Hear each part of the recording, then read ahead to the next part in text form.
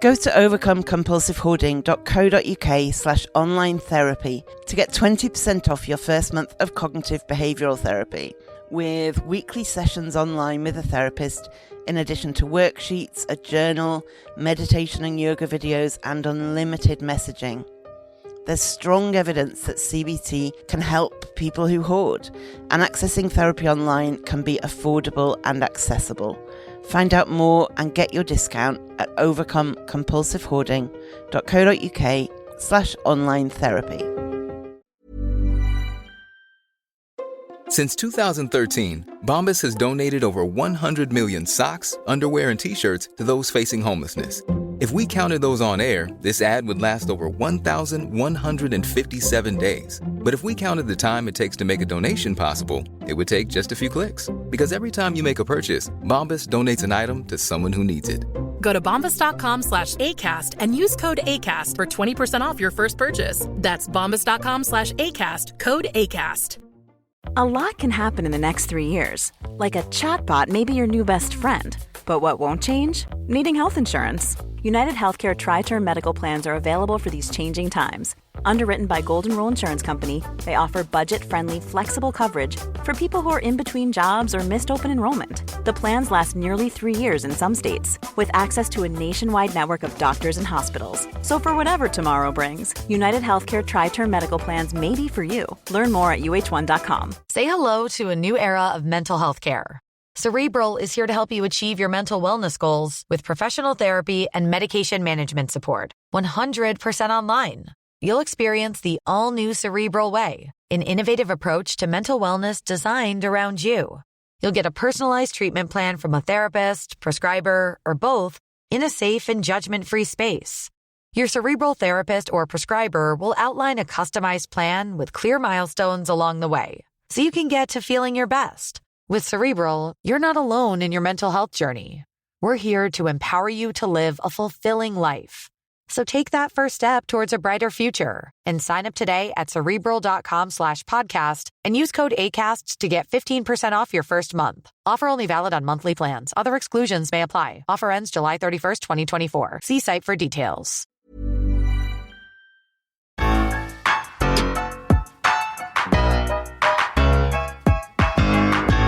Welcome to the Overcome Compulsive Hoarding with That Hoarder podcast. I am drowning in stuff and trying to find a way out.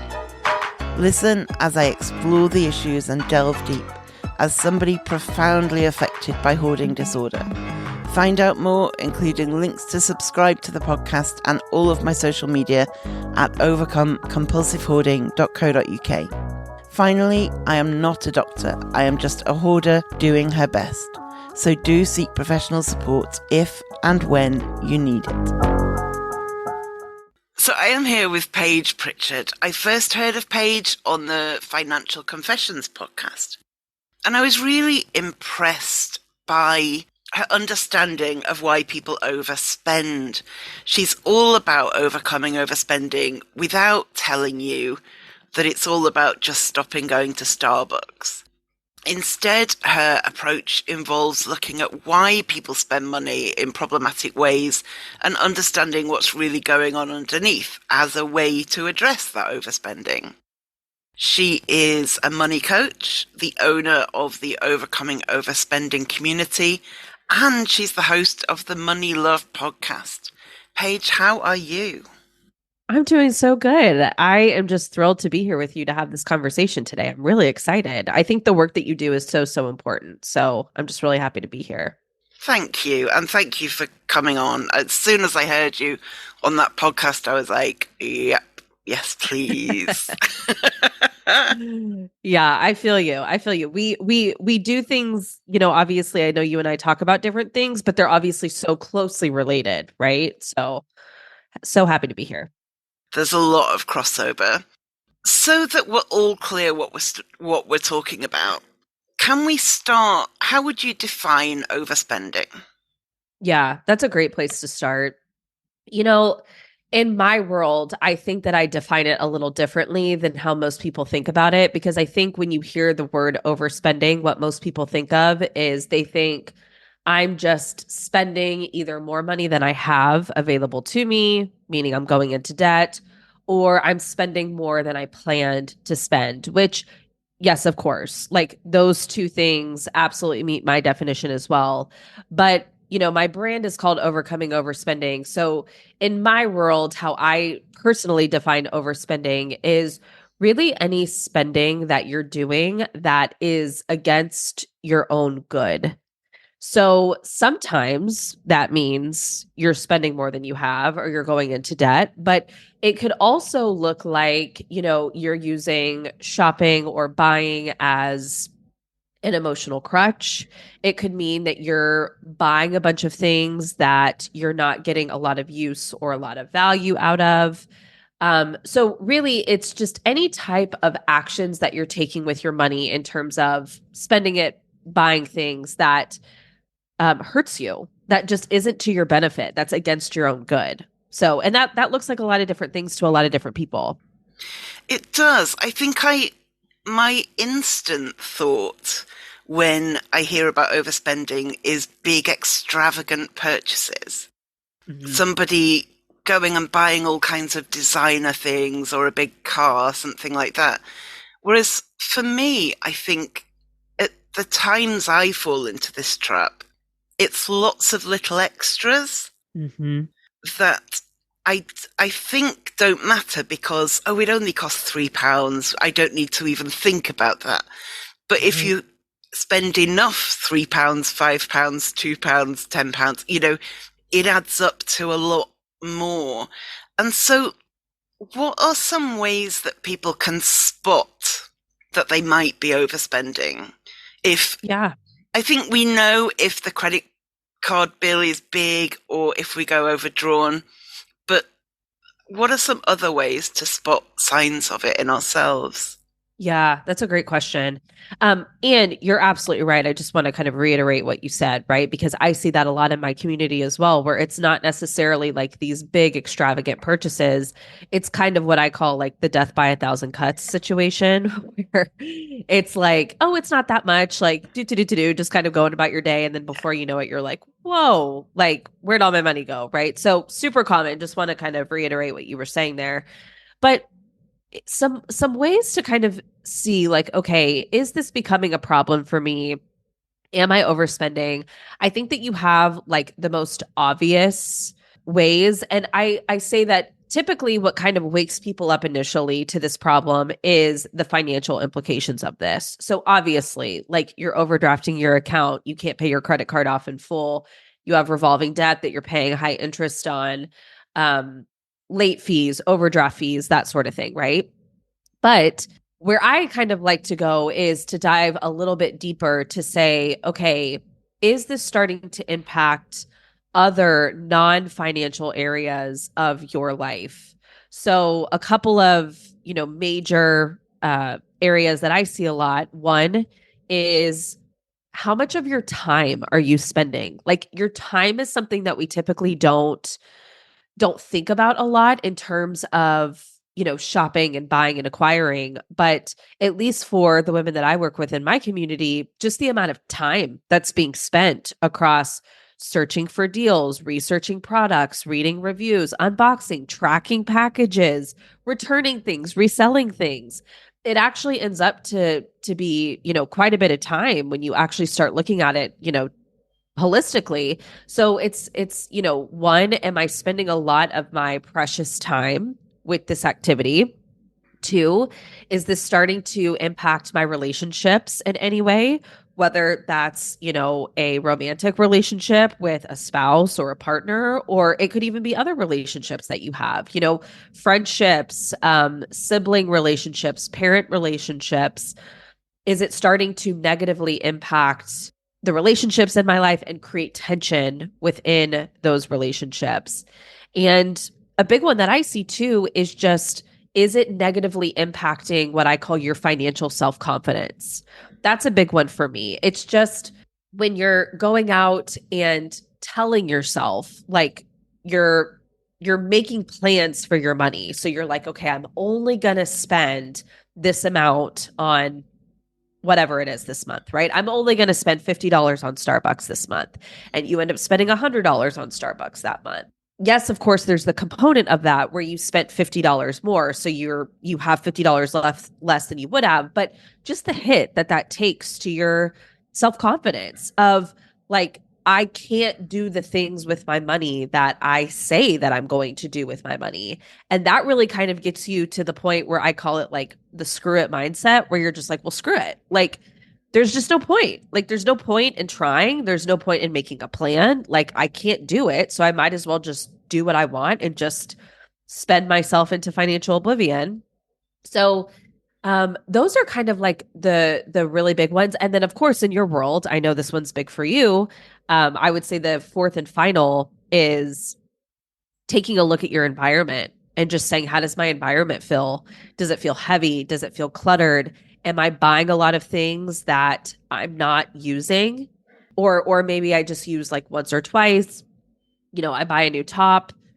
It still has the tags on it. It gets stuffed to the back of the closet. I might pull it out and wear it once or twice, but other than that, it's not getting much use because the shopping is more about the experience. Like it just becomes more about like, I just want to shop. I just want to buy something. I just want to get that dopamine hit from swiping my credit card. It could be anything that I'm buying. It could be a shirt. It could be a mug. It could be a planner. Like it doesn't really matter what I'm buying. I just want to be buying something. And when we're in that mindset, we end up buying a lot of things that we don't use. Environments become very cluttered and heavy. So that's another one, is looking at your external environment and just saying, how does this feel? Like, do I have rooms and cabinets overflowing? And which I know you deal with a lot in your world. So that's another big indicator to me. Definitely. And I think there's often also another issue that I suspect overlaps in my world and your world, which is if you're hiding your purchases from the people around you. Yes. I would see that as a warning sign. Definitely. And, you know, I'll say that, you know, one thing I'll say is like, I came into doing this work because I actually used to have a big problem with being a compulsive shopper. Okay. About 10 years ago in my younger 20s. And that was one of the biggest things for me because at the time I had just graduated from college and I had moved back in with my parents for a year. And so I was living with my parents, and that was kind of like one of the big light bulb moments to me because I would go shop all the time. And then when I would come home, I would wait until I knew that they were either going to like be asleep or they just weren't going to be home to like bring in all my purchases, or like if I was having something delivered to the house, I would, you know, I did it and I'd snatch it in before they could see it.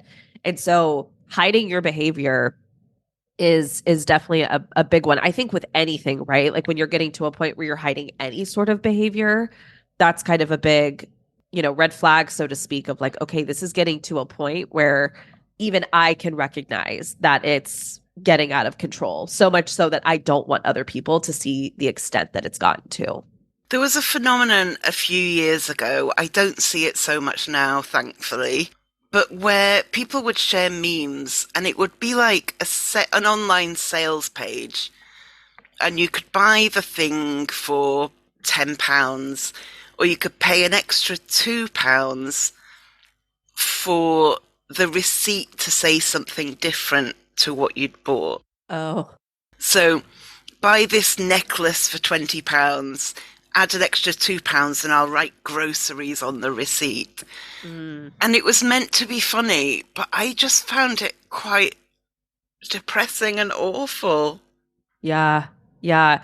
You know, that's something that I'm totally with you on that. And that's something that I feel like I see all the time, like whether we're talking about that specific example or just with like shopping culture in general. I just think that with the rise of social media, it's become so much more of a problem for people, but also with the rise in social media has also become, I feel like we don't take it as seriously because I think it's like, it's just in our faces so much, just like the overconsumption and people just, you know, having 30 different Stanley mugs or, you know, 50 different body scrubs or whatever it is. Like it's getting to a point where it feels more and more normal to us because of social media. And I think a big part of that is just to your point, like the meme culture, the oh haha, like my cute little shopping addiction, it's not a problem, it's no big deal.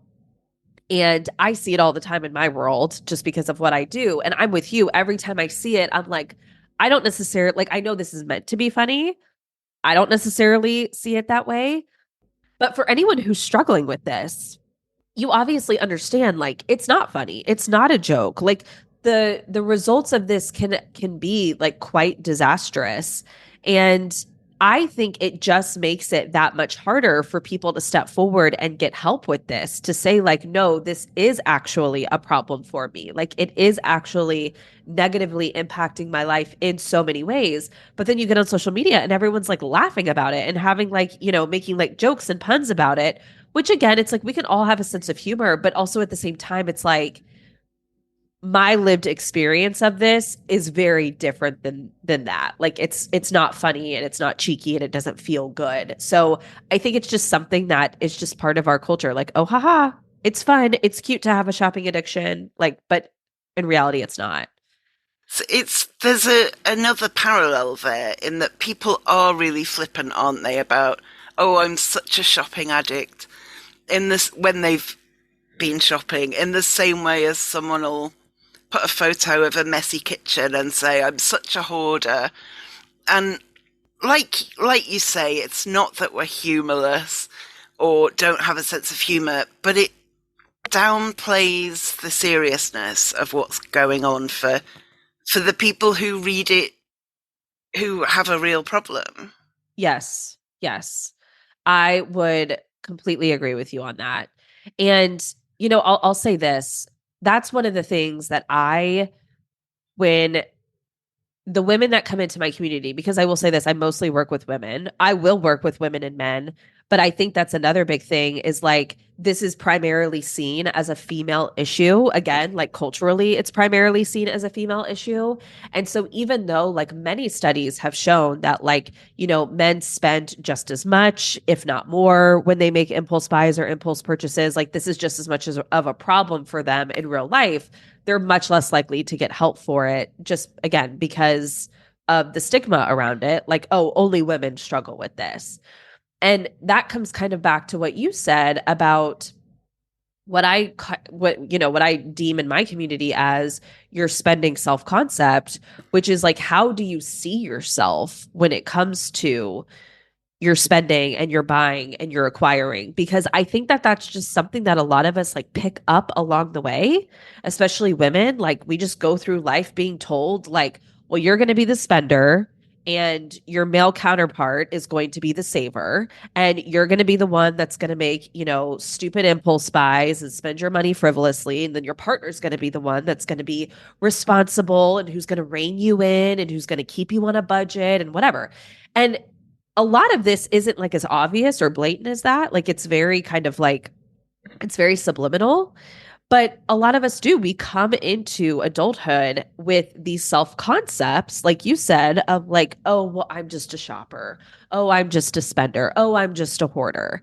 And that's one of the big pieces of work that I do in my community, like what you were saying at the beginning of the episode. Like that's one of the first places you have to start is, what is my self concept around this area, around how I spend money, around how I, you know, keep products and use products? Because you're just with the way human psychology works, you're never going to be able to up level your self-concept. It's just your brain is always going to bring you back to whatever that self-concept is. And so it is a problem. It's a very big problem. And it's something that we don't even realize is there. And again, we just joke about it. We're like, oh, I'm just the shopper. Oh, I'm the spender. Oh, I'm the splurger. And again, it's like we can all have a sense of humor about it, but I'm the one who's going to be like, whoa, hold on. Like, let's think about this for a second and how that actually is impacting your spending habits, how that actually is impacting the way that you're buying and consuming things, because it does. And it's a big problem, to your point. And even if the only way you ever socialize is going shopping with your friends. Yeah. Or if you're really lonely, but you know that the lady in the shop always has a nice chat with you. Mm-hmm. Or if you hate being in your home, and so you go out and there's nowhere really to go, so you go shopping. Yep.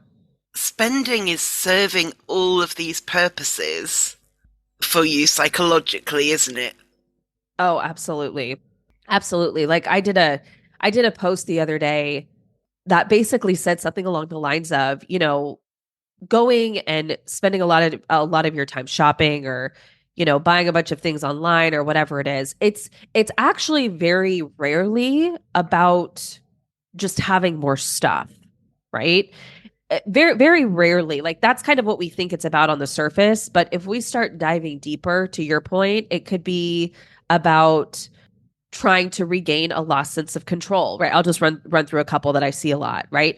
Regaining a lost sense of control. So when something in your life is happening where it feels like, oh my gosh, things are out of control. I see this a lot when people lose their jobs, when you have a baby, when you move to a new town, when somebody in your life passes away, when a loved one passes away, when your life feels out of control, you try to regain a sense of that control through spending and buying, because that's just a very like tangible thing that you have control over. Like we can control what we choose to spend our money on. To your point, this one was a big one for me when I was kind of in the throes of my shopping, is just trying to escape your life. And at that point in my life, I was working a job that I hated. I was working at a car dealership of all things. I was selling cars, which shocker, I hated. And so I would leave the dealership and I would go up to the mall and I would shop because I hated my job and I did not want to be there.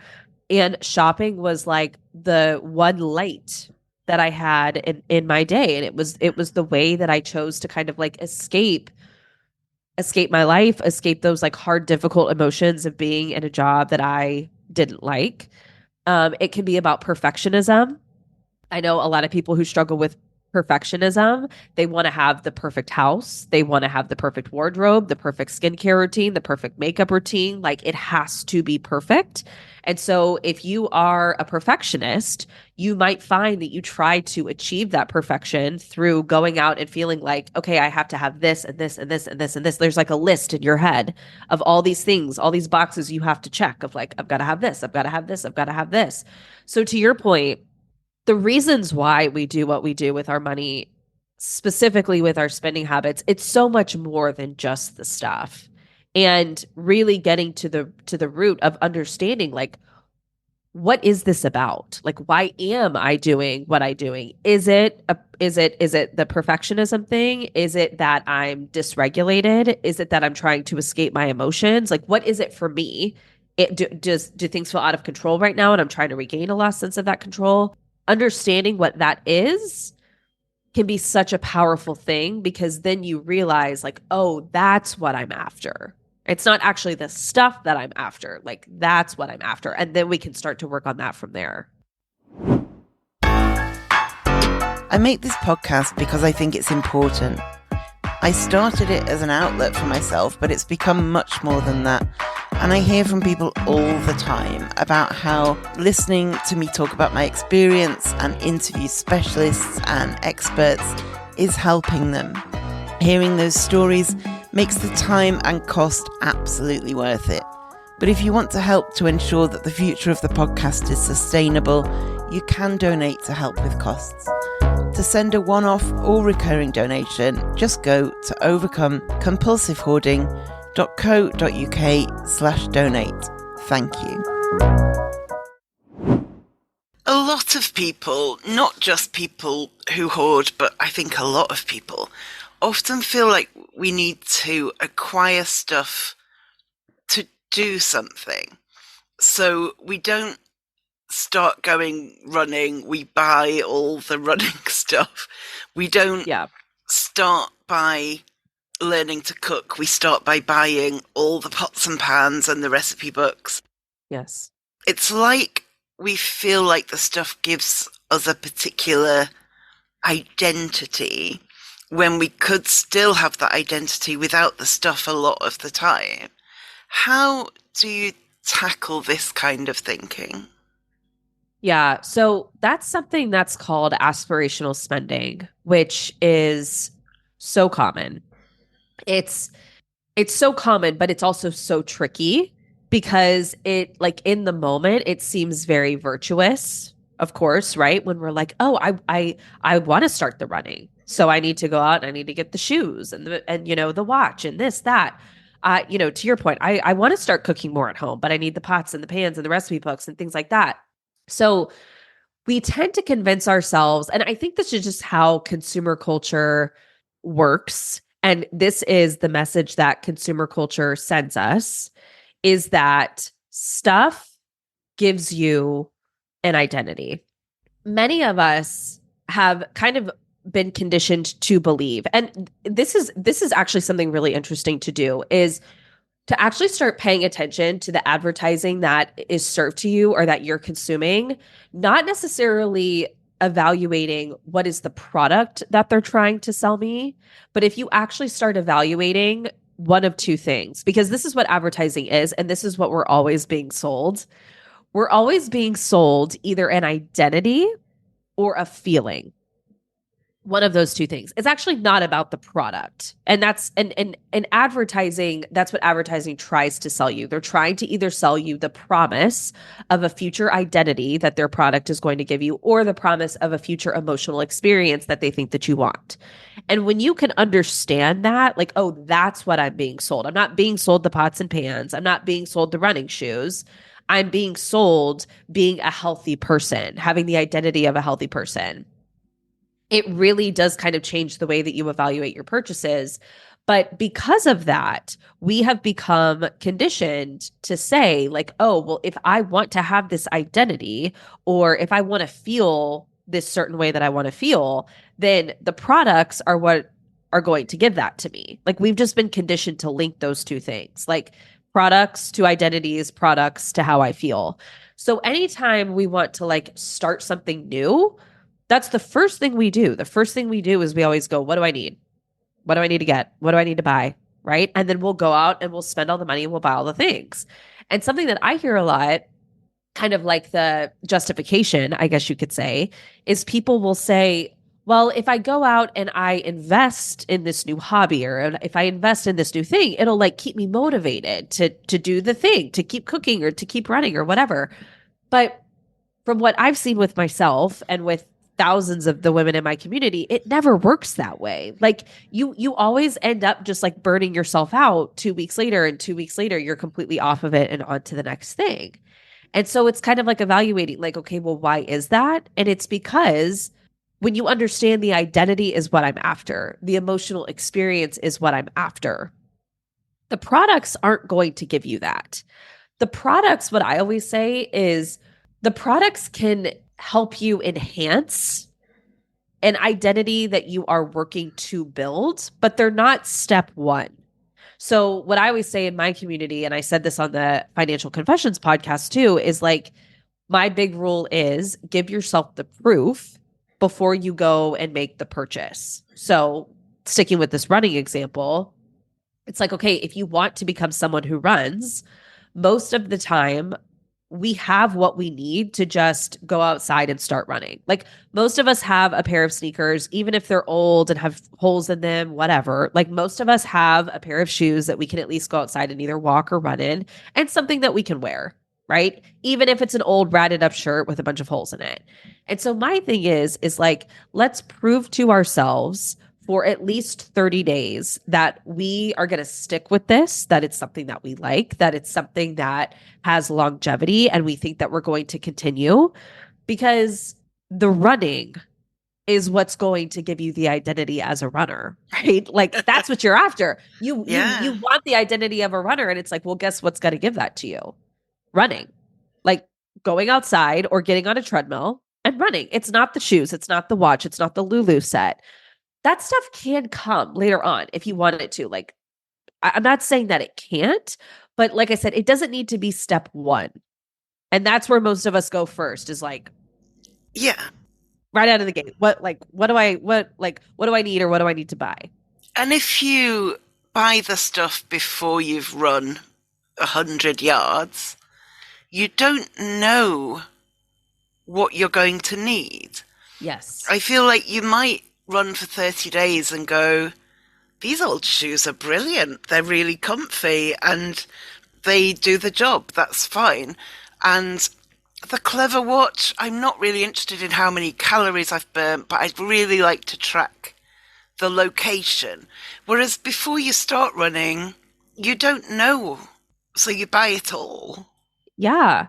And I think we just I think we get uncomfortable, and you can see this in so many areas of life, like whether we're talking about aspirational spending with like a hobby or an activity that we want to start. I see this a lot. I'll give you a couple other examples that I see a lot is like when we move into maybe like a new apartment or a new home or something like that, we just have this tendency as human beings to want things to be complete. Like we don't like things to be like partially done or to be like partially complete. Like there's something about it that just mentally is uncomfortable to us. And so we want to move into the new apartment and we want to furnish it all at once. Like we don't want there to be gaps or holes or things missing or whatever. But to your point, giving yourself time to live in either like a new season, to like live in the new apartment or the new house, to try the hobby for a certain amount of time. You're going to learn so much in that period of time about what you actually need and what you actually want and what you actually like, because I know many people listening have probably experienced this in some form. It's like when you do jump out of the gate really quickly and you're like, okay, I'm going to furnish the entire apartment. 6 months down the road, you're like, I hate this. Like, I don't even like any of this anymore. I jumped and I bought all this stuff to furnish it because I didn't want it to be incomplete. But now that I've actually lived in here for 6 months, I don't like any of this. Like I would do it so differently if I was to redo this today.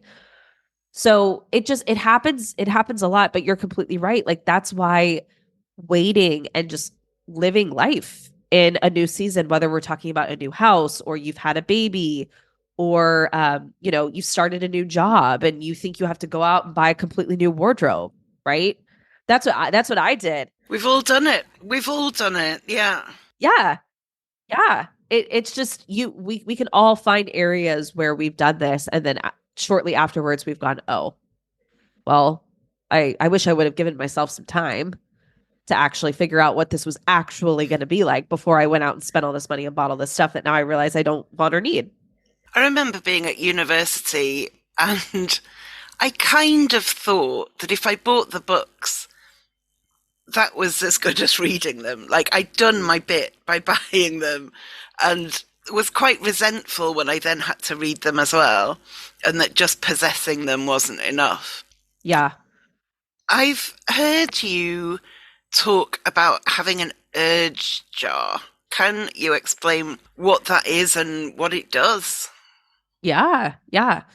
So the other kind of big part or component of my work is working within the emotional component of buying and shopping and spending. And a big part of that is just being able to sit with and allow what I call the urge to splurge, which is something that has become really, really hard for many of us to do in 2024, again, because of the world that we live in. Whether we're talking about you see something on social media that is immediately available to you within a couple of clicks, or Amazon, you can buy something and have it delivered to you the next day or whatever it is.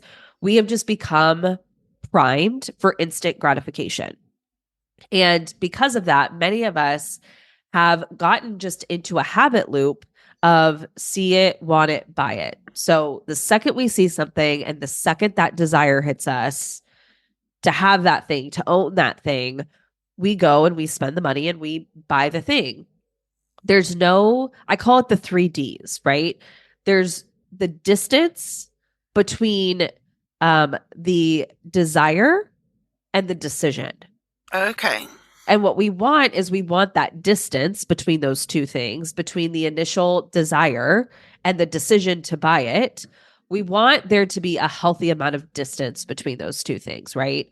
And what's started to happen with so many of us is that distance has basically become non-existent, right? It's like desire, decision. Like I see something I want, I decide to buy it.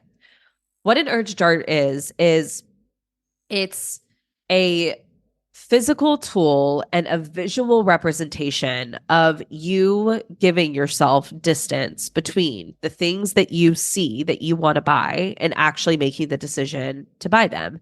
So what you need to make an urge jar, and again, do not go out and buy anything new for this. I promise you have exactly what you need already. You don't need to spend any money on this.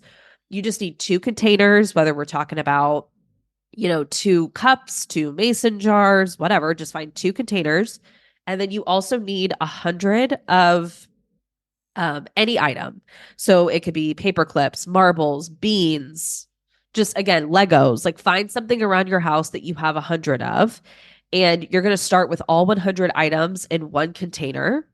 And every single time that you see something that you want to buy, instead of immediately going and buying it, what you're going to do is you're going to sit with the urge to splurge, which, yes, is uncomfortable. It's uncomfortable to do, especially if you've gotten into the rhythm of not doing that, of not sitting with the urge and being with the urge. But typically, the urge isn't going to last as long as you think it's going to last. And I think a lot of us kind of get to the point where we make this urge to want to get something or buy something kind of like the monster under our bed. We're like, oh my gosh, it's so bad. It's so heavy. It's so uncomfortable. But when you actually are just with the urge, when you're patient with the urge, when you take some deep breaths, when you regulate, the urge is probably going to last maybe like 10 minutes tops. And after you've sat with an urge for about 10 minutes, you're just going to take one trinket from one jar and you're going to move it to the other. And every time you go through this process, you're just going to move one to the other, because there's something about accumulation that the human brain really likes. The human brain also really likes to see progress being made. So it's kind of cool to see okay, I'm moving trinkets from one to the other. And then what I also think is a really kind of fun and cool extra step that you can take, which I always have the women in my community do this, is every time you do that, log what it was that you were going to buy. So you can say, I was going to buy this $60 pair of shoes, but I sat with the urge and I didn't buy them. So I'm going to log that. And every 10 urges, you're going to do this 100 times. Every 10 urges, total it up and see how much you would have spent, but you didn't. And so it's basically like a visual representation of all the money that you would have spent impulsively or that you would have overspent, but you didn't. And I say, look, you can total it up and you can just see what that number is and just be like, oh my gosh, that's crazy, and just kind of move on. I also have women in my community who every 10 urges, they'll total it up and then they'll do something else with that money. They'll move it into savings. They'll put it towards a credit card payment. They'll use it for a more aligned purchase, right? Something that they know that they're actually going to get long-term fulfillment and enjoyment out of. I had a client who did this. She went through all 100 of her urges. She ended up taking her family on a luxury vacation. Wow. from all the money that she would have spent but didn't. So you can do it either way. You can just say oh, that's cool. I would have spent all this money, but I'm just going to leave it in my account. Or you can choose to say okay, and now I'm going to choose to do this with it. But I always say your first 1 to 20 urges are going to be the hardest, the most uncomfortable. It's going to stink a little bit, especially if you're in that pattern of see it, want it, buy it, see it, want it, buy it. It's going to be uncomfortable. But what you'll start to realize is what we're doing here is we're just forming a new habit loop.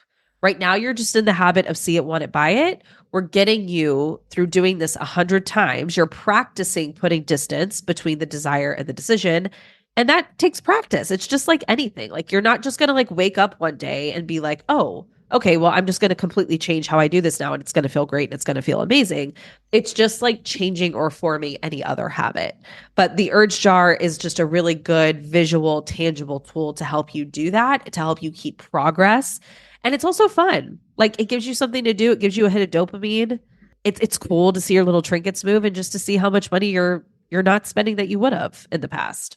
Another benefit of the logging aspect of it reminds me of something I do, which is I have a spreadsheet so that if I am saving up for something, I can write that thing and how much it costs. And then at the end of each month, I try and put a certain amount aside so then I can see how close I am to being able to buy the thing, or whether I can, or whether I need to save a bit more.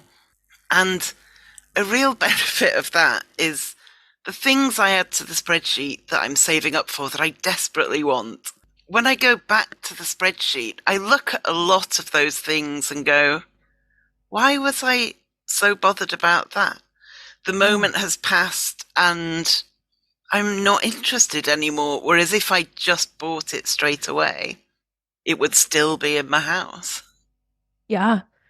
Yeah, and that's so common. Like I have something similar. I call mine a things I want to buy list, where whenever I see something that I want to buy, like if I see something on social media, let's say, I'll snap a picture of it and I will add it to I have an album on my phone called things I want to buy, or if I'm in a store, I'll just snap a picture of it.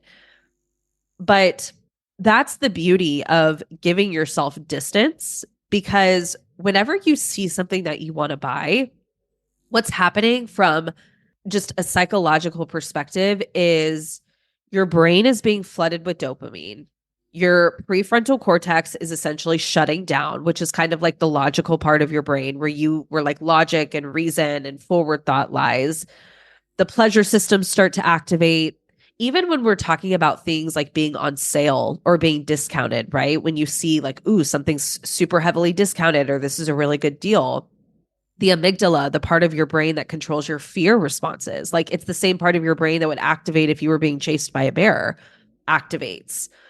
So that's what's going on. Like when you see something that you want to buy, and I always say, like, that is not the brain space that we want to be making our purchasing decisions from, because it's just not a logical mindset to be in. And that's when you, to your point, that's when you end up buying things that you're like, I don't want this. I used it once. I'm not excited about it anymore.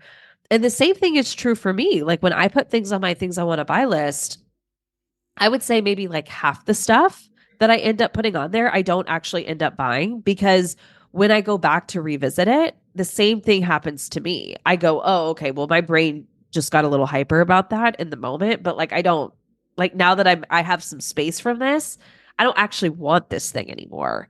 So it's crazy, like the benefits of what waiting will do. Like it gives your brain time to cool off, to come back into that more logical space. You'll find that you're buying things that you're actually using and liking and valuing. Like there's just so many benefits to it.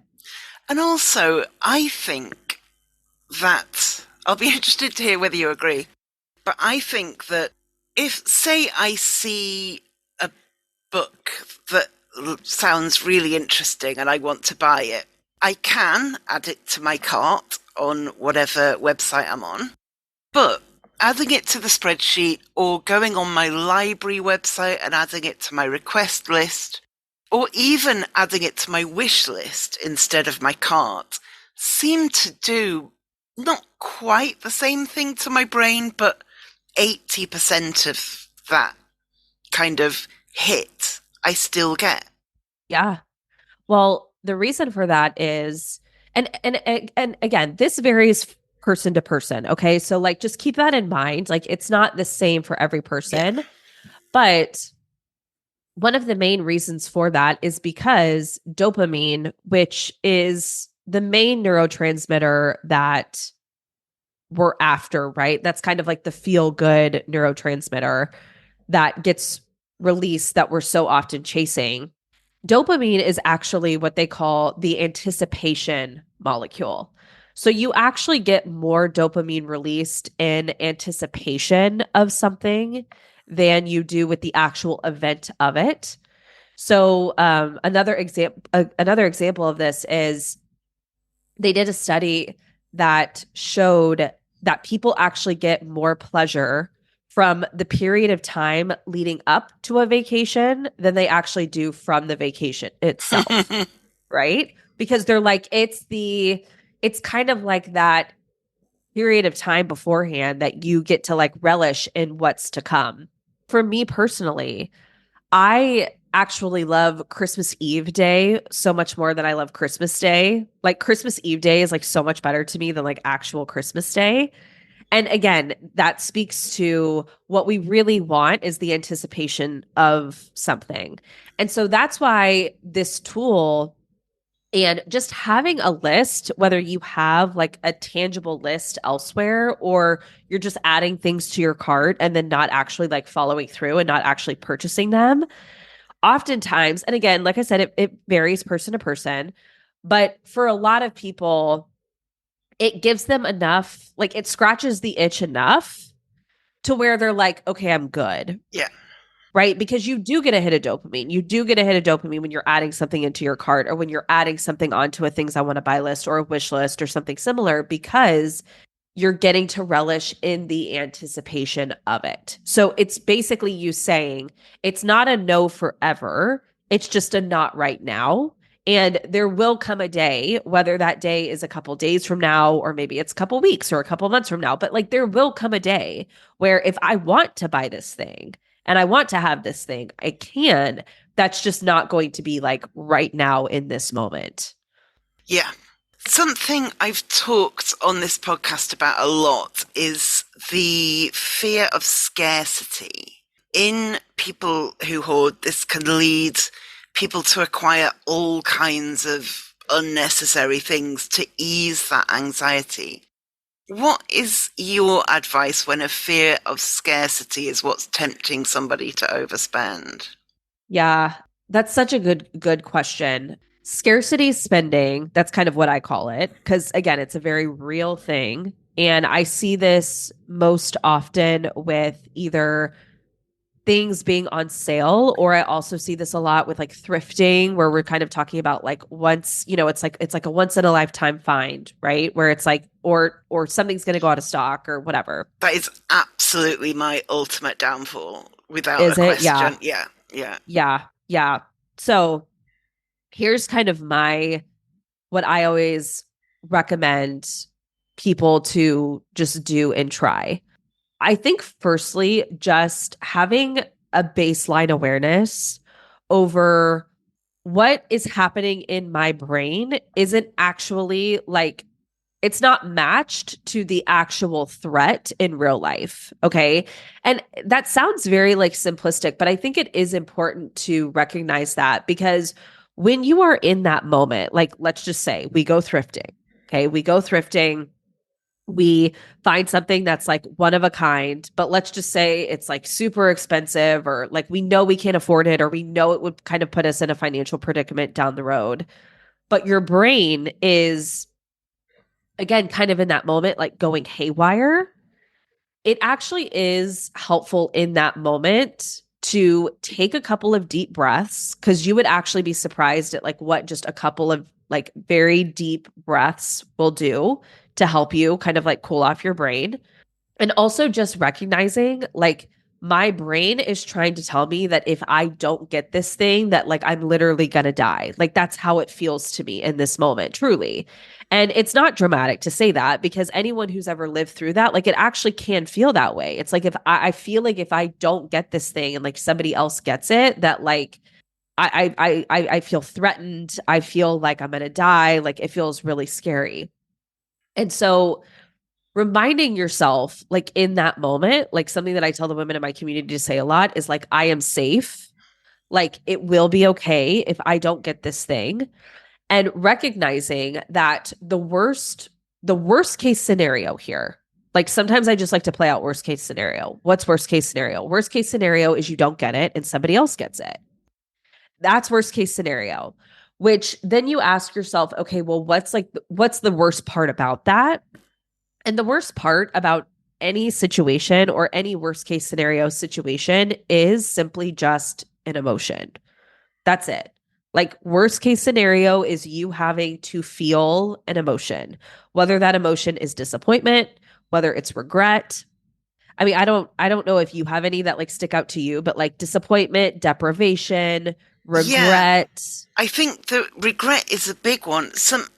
I have a regular guest on the podcast, Dr. Jan Eppingstall, who is a therapist who works with people who hoard specifically.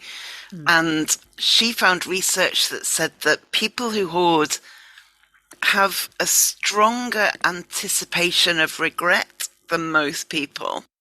So I suspect I know for me that is, I will feel, oh, if I go home without this, I'll really regret it. And I suspect for a lot of people listening, that's a thing. Yeah. Yeah. So it's like the thing that we have to do, and listen, I'm not saying you have to do this every time, but I am saying just allow yourself to experience it either one time, like start with one time, or multiple times if you can, but just allowing yourself to practice feeling regret. And because that's another thing with emotions, like just practicing feeling regret and just showing yourself, like, I can feel regret. I'm not saying it feels good and I'm not saying it feels great. And we don't have to, put lipstick on a pig and act like this is like, fun or enjoyable. But also at the same time, like, I am capable of feeling it and experiencing it. And if I simply let it come and pass, it will dissipate, right? Like eventually the regret will pass and dissipate. And again, for some people, that period of time varies. And again, I think it depends on what we're talking about, like the person and the situation and what we're talking about. But one thing I do know to be true is that it will dissipate eventually, right? It will dissipate. And so you have to just practice. Like what I have the women in my community do is practice feeling the emotions. So I'm like, if thrifting is your thing, like if that's kind of your thing or your downfall, or bargain hunting or bargain shopping or whatever it is, it's kind of like exposure therapy. I'm like, I want you to go into the thrift store and I want you to go in there deciding ahead of time that you're not going to buy anything and you're not going to spend any money. No matter what you see, no matter what you find, we're going to go in and we're not going to spend any money. And chances are you're going to go in there and you're going to find something that you want to buy and you're going to leave without it and you're going to feel regret. And be with that regret. Like, what does that regret feel like? Yeah, and then you will survive feeling regret. Exactly. The other thing that I find increasingly helpful is remembering that I might feel regret if I don't buy it, but if I do buy it, I might well have a different kind of regret. Yeah. I might get it home and realize there's nowhere to put it and I've already got 3 of them and then have a regret a different thing. It's not like buying it means no unpleasant emotions in the future. It's just replacing one regret for another. You're so right. Yeah. And that's such an important point to make, because I believe that emotions are never a matter of if, but when. And so you're completely right. It's like, I think as human beings, we're just primed to try to look for choices, decisions, or solutions to where the uncomfortable emotion doesn't exist. Yeah. So we're like, where's the choice or where's the path or decision where like, I just won't feel the regret at all, or I just won't feel the deprivation at all. But when you can actually have the light bulb moment where you realize like the regret or the deprivation or the disappointment, it's actually not a matter of will I feel this, but it's a matter of when will I feel this. It really can be this like light bulb moment that changes the way that you approach your decisions. Because to your point, it's like, yes, I might feel regret over not buying this product, but if I do buy it and I get home and I realize, to your point, I don't have anywhere to put it and I overspent, like I'm going to feel regret over it. Or I don't want to feel disappointment about not getting it. But when I've made all these choices that I don't love, I'm going to feel disappointed in myself. Yeah. So it's like, to your point, the emotions will be a little bit of a different flavor, but you're still going to feel the regret. You're still going to feel the disappointment or the deprivation. It's just like, it's always waiting for you. So when you can kind of evaluate like, okay, not will I feel this, but when do I want to feel it? And what do I want to feel it about? What flavor of this do I want to feel it about? Do I want to feel it about the purchase or the product? Or often after the fact, do I want to feel it about me? Yeah. Like, do I want to be disappointed that I didn't get the product, or do I want to be disappointed in myself because I made a choice that I knew was out of integrity with myself? And so I'm so glad that you said that, because that's such a huge realization to have, is like, there really is no situation where you can avoid the emotions. And that's why I'm such a big proponent of like, kind of like the exposure to it. Like, just expose yourself to it, because it's going to happen either way. Like, there's no situation where you can avoid this. So you might as well just expose yourself to it, get it out of the way, be done with it, and then you can move on, right? Yeah, absolutely. A lot of people seem to go from, I am spending too much, to, therefore I will buy nothing at all for 3 months. Mm-hmm. And in many ways, I can see that it's easier to say no spending than some controlled spending, because we like that black and white. Yeah. And finding where the line is can be really difficult. But when an approach is that extreme, I always worry that at the end of that 3 months, they will splurge and be really out of control. What is your take on that kind of all or nothing solution? Yeah. I know I've kind of said this a lot in this episode, but I really do think that it's highly dependent on the individual. But I will give you some things just to kind of think about, right? I'm actually not like a huge proponent of it. They're called no spend challenges, right? I guess kind of what we call them. And a lot of people are surprised to hear that I'm not like a huge proponent of them, and I don't encourage them very often in my community, because to your point, I think that oftentimes they're done in a way that's not super helpful, and it just leads to the individual bouncing back even harder, like once it's over, and like going like being even worse than they were before they started the no spend challenge, before they started it. But to your point, I think that with people, sometimes you have people who are abstainers, and sometimes you have people who are moderators. And I think that you have to take into account, like, who am I as an individual, my temperament, my personality, what's easier for me? Like, is it easier for me to just say, like, I'm just not going to spend or do anything at all? Or is it just easier for me to say, like, I'm going to give myself $50 or 50 pounds a week, and I can spend that on whatever I want, but I'm not going to go past that. And just kind of giving yourself like a little bit of a taste of it.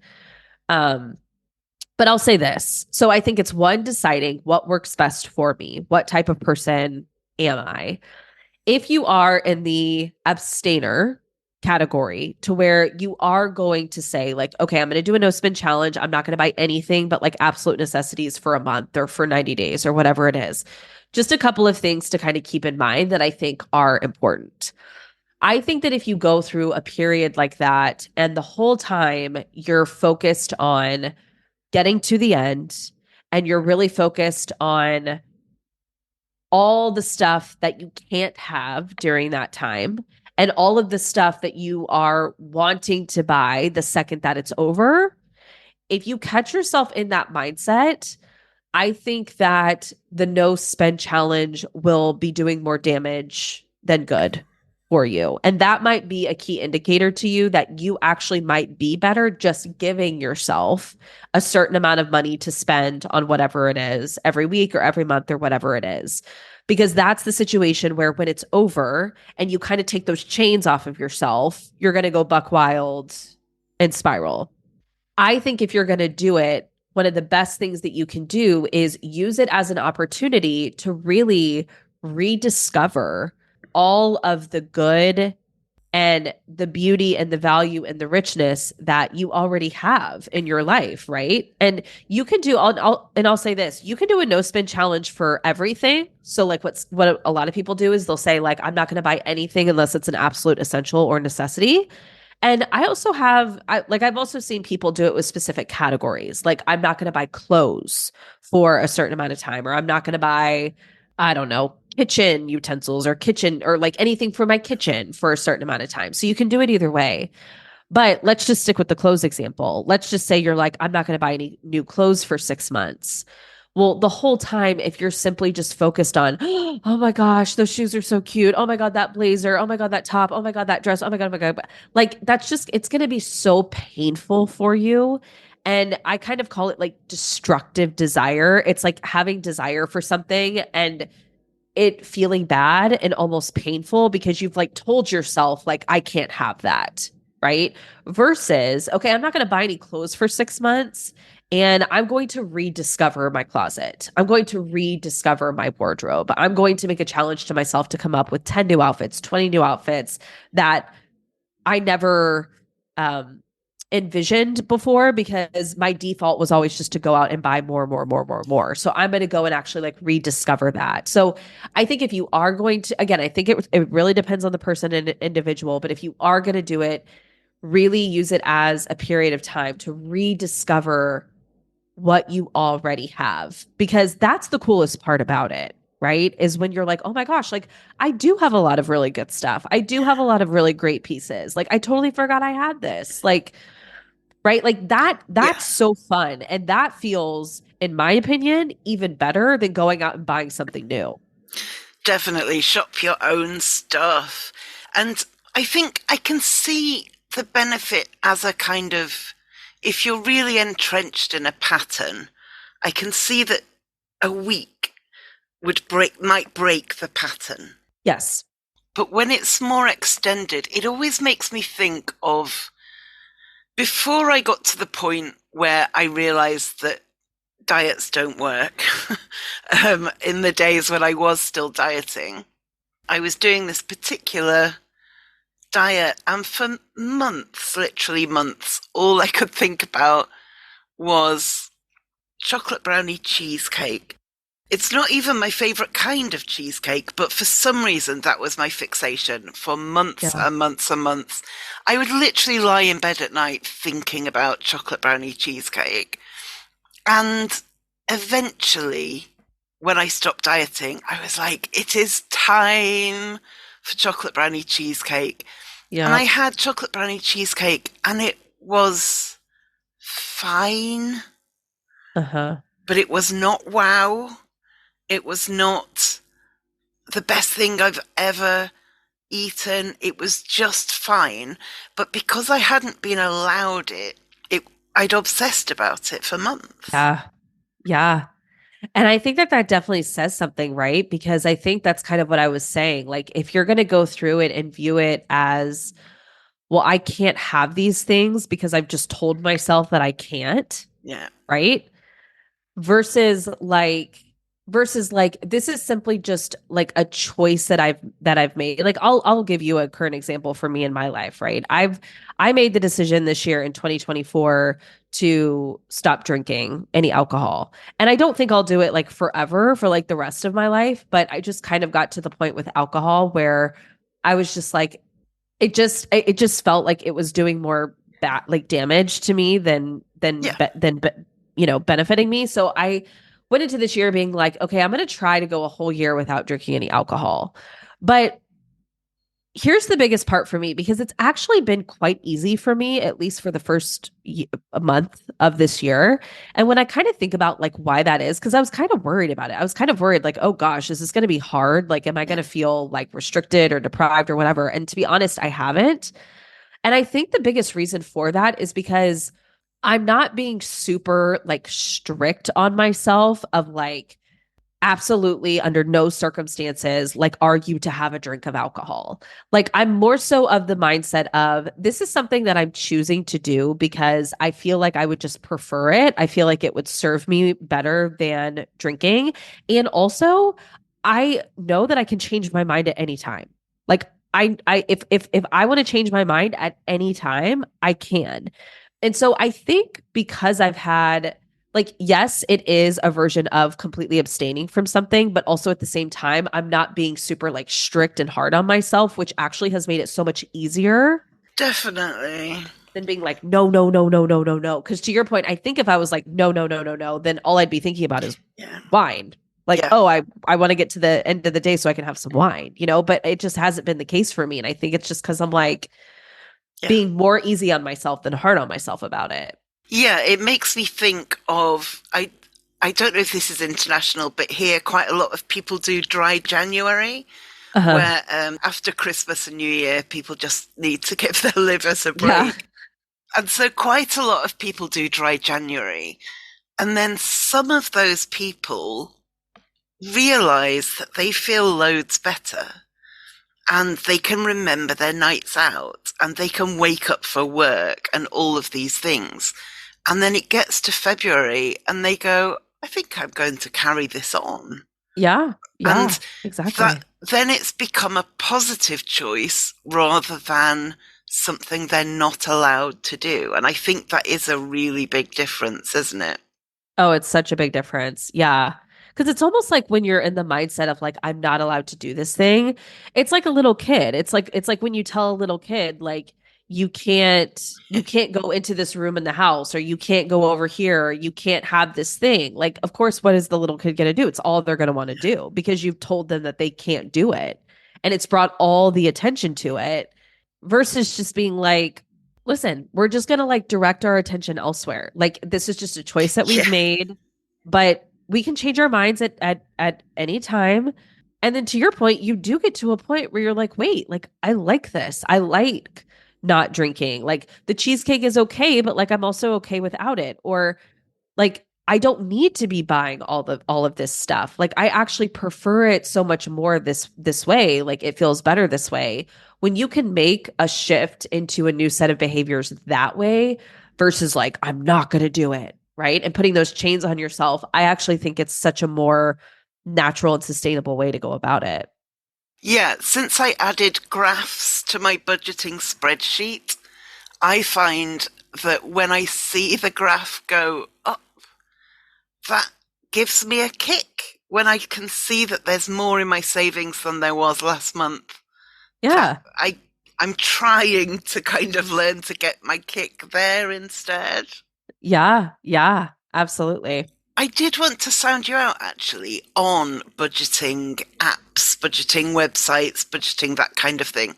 I had never really done anything with them until last year when I was broke and I wasn't sure why. Yeah. So I set myself up on You Need a Budget. And I didn't get on very well with the interface or with a lot of it. But what I did find useful was that having to account for every transaction meant that I could understand where my money was going. I didn't find it Yeah. useful to set parameters or to set goals, but I did find it useful just to go, oh, I do spend more on that than I thought I did. Yeah. What's your take on that kind of budgeting setup? Well, I'll say this. I've actually been a user of YNAB. You need a budget for many, many years. It's actually what I use to budget. And I'm a big fan of it, but to your point, I'm kind of the same as you in that it's mostly for me about the transparency of understanding like, okay, where is my money actually going? Like how much are we actually spending on groceries? How much are we actually spending on dining out or clothing or like things for my daughter or things like that? Because I think when you're not tracking it, which why not, or and honestly, any budgeting software will do this Yeah. nowadays. Mostly, they'll link it to your accounts and either pull it through, or you can just input it manually if you're more comfortable with that. But most budgeting softwares will give you that level of transparency, which I think is huge. And for me, I think another big kind of like useful component of it, especially being self-employed and, my income source is a little bit different all of the time, Sure. is it is helpful for planning purposes just to say like, what do I need to pay our mortgage? What do I need to pay our insurance and our water bill and things like that? And, just making sure that we have enough to pay all of those things and, making sure like, okay, on average, this is what we spend on groceries. And on average, this is what we spend for my daughter. And just kind of making sure like, do we have enough? Right. In terms of like what I'm paying myself. But even if you're not self-employed, and you just get, a regular paycheck from work or whatever it is. It's still useful in that sense, just to have transparency and also just for planning.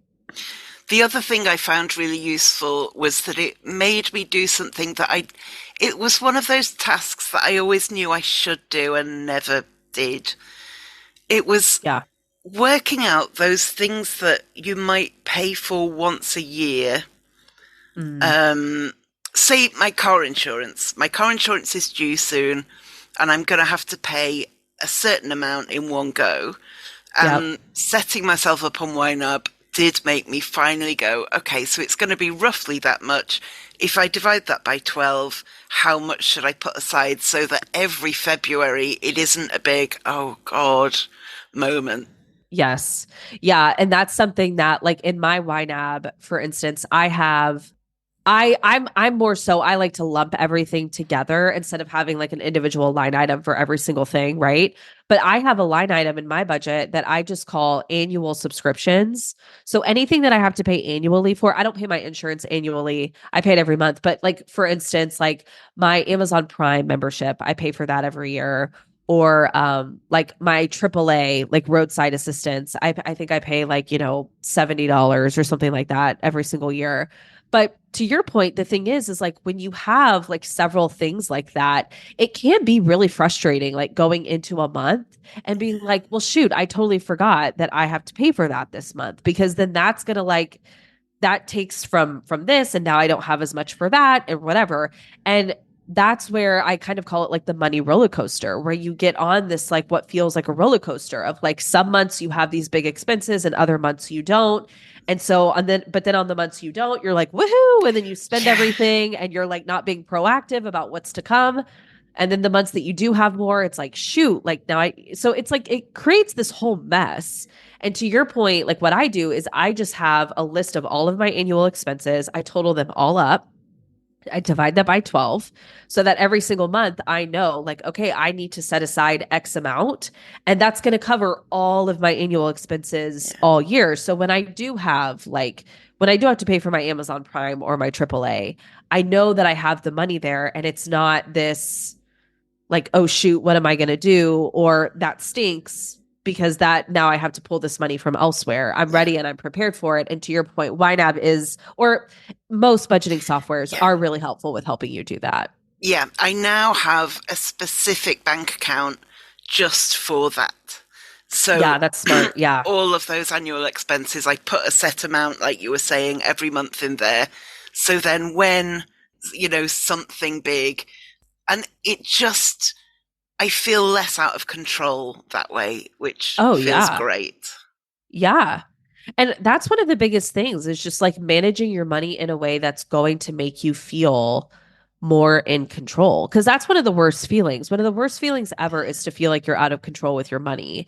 And that kind of goes back to like the screw up mindset I was saying earlier, because I feel like once one domino falls, it can be really easy to get into the mindset of like, well, like, might as well just spend the rest, or might as well who cares? Why try? Right.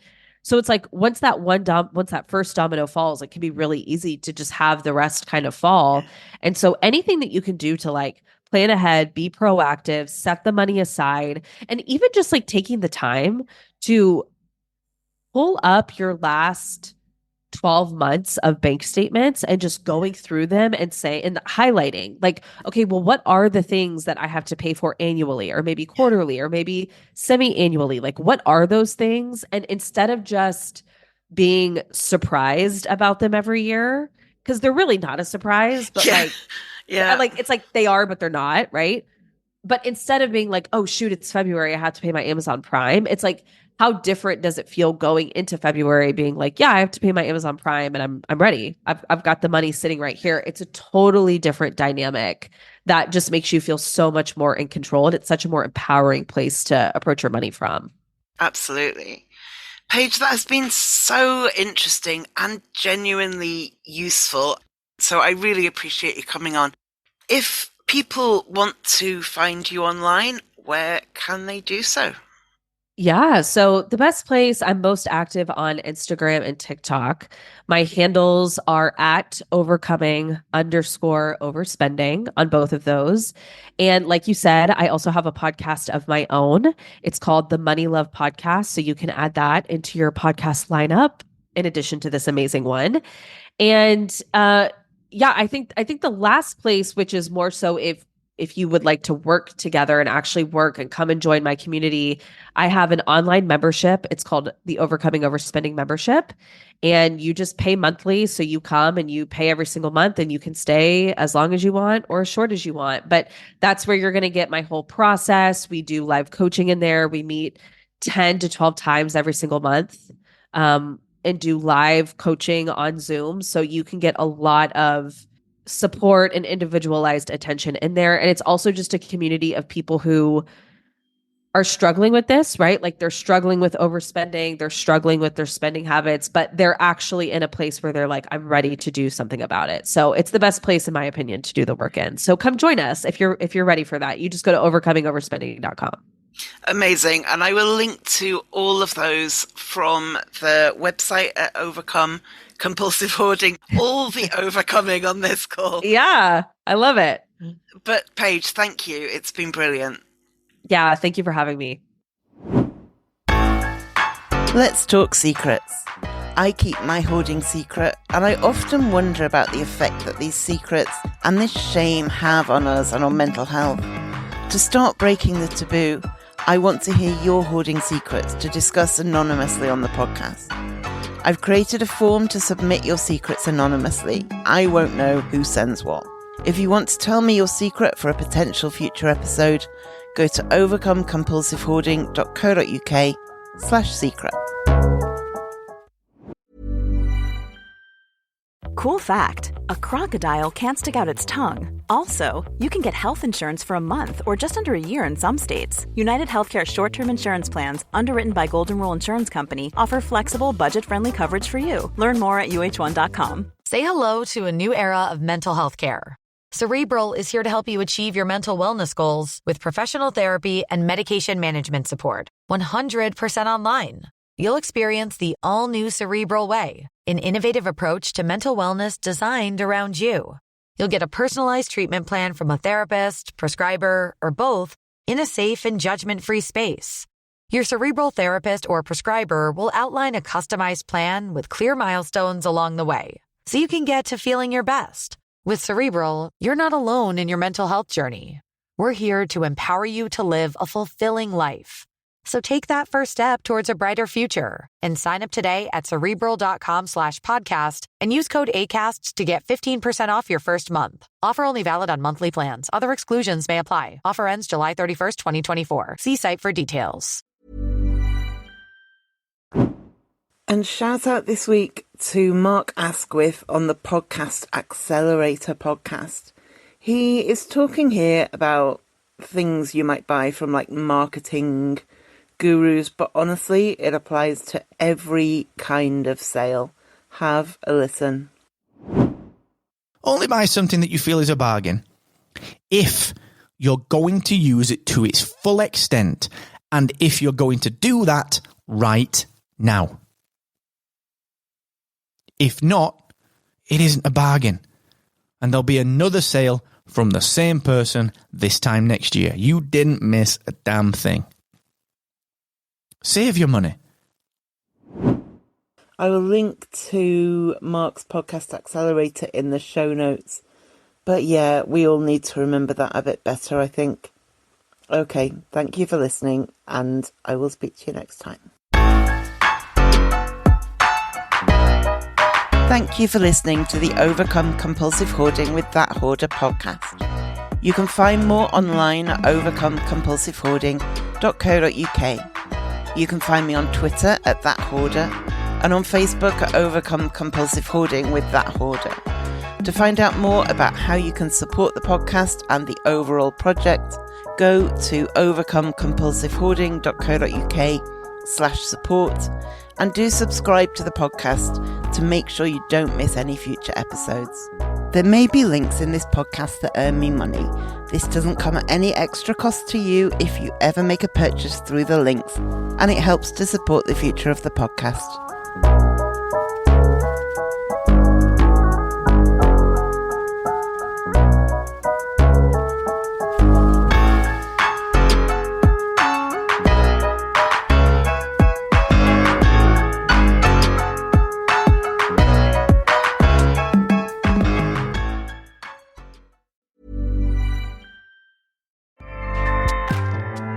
Acast powers the world's best podcasts. Here's a show that we recommend. Hey, I'm Kim Holderness. And I'm Ben Holderness. We host the Holderness Family Podcast every Tuesday. You may know us from the silly videos that we make online. Or a book about marriage called Everybody Fights. Or as winners of season 33 of The Amazing Race. Still can't believe that happened. Listen, we do a lot of stuff, but our podcast is our most favorite thing. Yeah, because every week we get to sit down face to face, talk to each other about marriage, family, mental health, or just anything that we want to know more about. Sometimes we have expert interviews, sometimes it's just us, but our goal is to bring some joy and laughter into your life every week. Our other goal is that maybe you will learn something as well. Right, so search the Holderness Family Podcast and check out our most recent episodes. We have one about staying organized with creators of the Home Edit. And one about being diagnosed with ADHD as an adult. We hope you'll join us. Acast helps creators launch, grow, and monetize their podcasts everywhere. Acast.com.